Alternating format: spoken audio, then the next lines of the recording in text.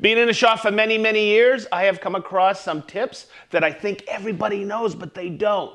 So stay tuned.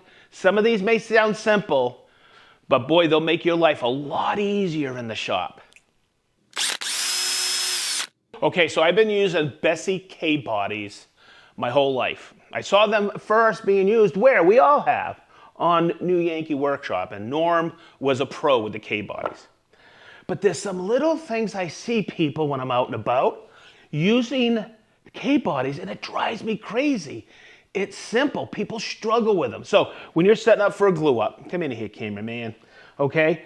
When you look at a Bessie, okay, and you're setting up for clamping, make sure you open them up all the way. And you see this little knurling on here, okay? There's a reason for it. Because in here, that's where it grabs.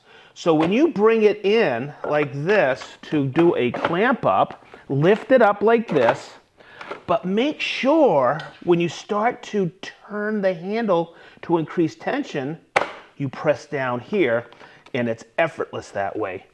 I can't tell you how many times I see people using them like this, and they're not gaining any traction. Get down on it.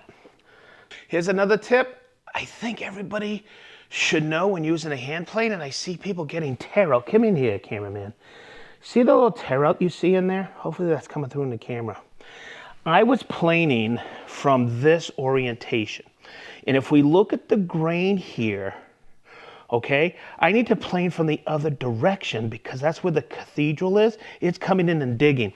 Another way to check it out is right here. You'll see the grain as it's rising here.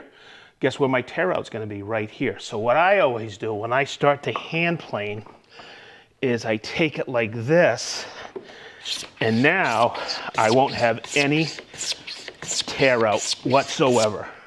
And look how smooth that is. See, tear out gone, eliminated. I don't have it on my board. So always look for the orientation of grain, and that way there you'll get a perfectly smooth surface with no tear out. Here's something I've had on all my benches my whole life. People come over and they see that and they go, what a great idea. And I'm like, don't you have a bench brush? So at the end of the day, look how quick this is. I can just sweep off everything, and you can use it everywhere else in the shop too for general cleanup. Make sure you get yourself a good bench brush. It's that simple. It'll save you time. So here's something that's very basic in hand tools, especially chisels. If you know you're going to be chiseling a lot that day and you think these are sharp, what I like to do is just make sure. So I'll take my strop, and I strop all the time like this, and then I just find my bevel here and I bring it back and forth just to make sure I know that that is wicked sharp. And guess what? It makes woodworking that much more pleasurable if you have sharp tools. But always in the morning when you're getting ready to do a lot of chiseling, just strop your chisels. It's super simple. So this is an essential tip if you're drilling aluminum or steel, is always create a scribe mark and then a center point. I use a center punch for a starting point. And you know this because if you've ever tried to drill something precise, this bit wants to wander. You got to give it a point. So what I did is I used the carbide scribe there, and what I'll do is this is a center punch, and what that does is that creates a little divot. See it? And the other thing I like to do is just wax the bit a little, just like this. So that helps. It helps it when you're drilling a lot. And I'll take it like this, and you'll actually feel that little split point find its mark. So I thought of this tip the other day when I'm drilling out for some gate hardware. I'm building a gate outside, and I got these holes about that size. But I need to pre-drill for my lag bolts. So what I did is I grabbed what is known as a center punch.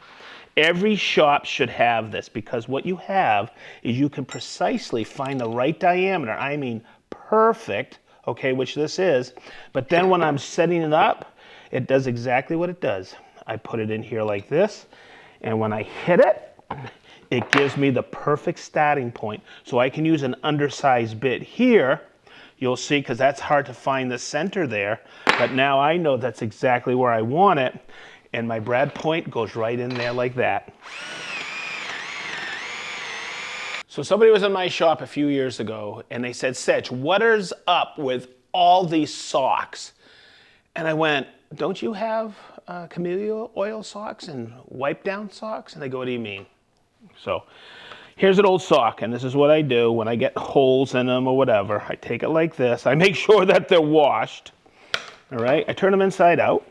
And then what I do is I take a little camellia oil, okay? And at the end of the day, and see, I just leave this on the bench. I saturate it like this, okay? This lasts a long time, by the way. And what I do is say I'm putting stuff away. Come over here, Chris. Okay, I just do a quick wipe down here. And no, I've never had a situation where it has reacted with finish.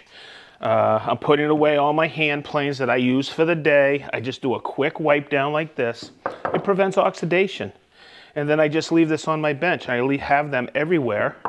And you'll see that there's a lot of things I have that don't have any oxidation on it because I just do a quick wipe down with camellia oil. And now you can use a sock. That's what I prefer because it's inexpensive.